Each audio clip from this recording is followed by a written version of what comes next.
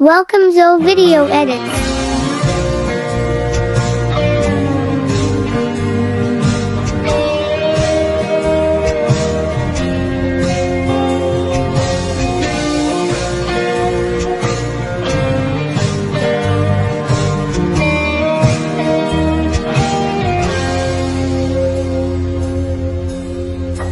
Hãy subscribe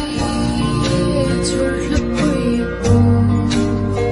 để không bỏ lỡ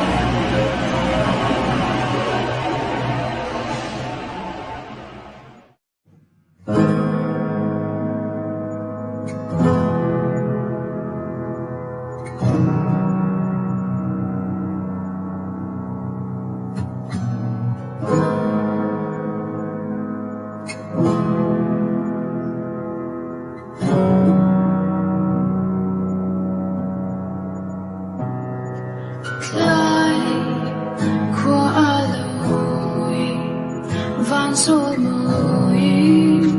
chor khai suang to na i lau lang le a ang ai ti ka du ai sam chu lung rual te ai te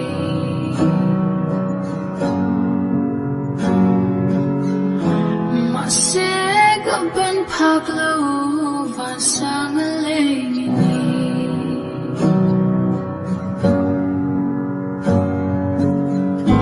ka ban phak lo siar lak tu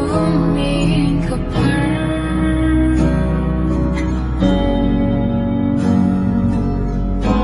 ma se ka thelo ti ka shia ka chia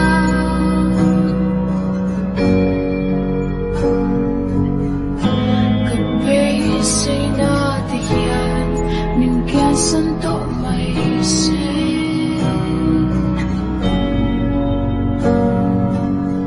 ma se ka ngai ka phal si lo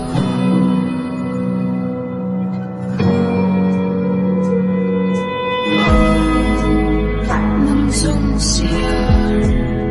thang va na le chu rua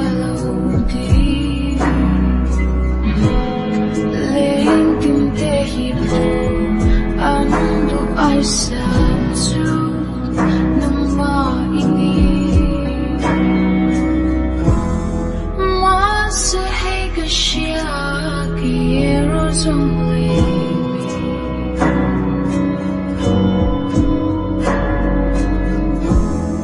du ai sam cho va si ar moi be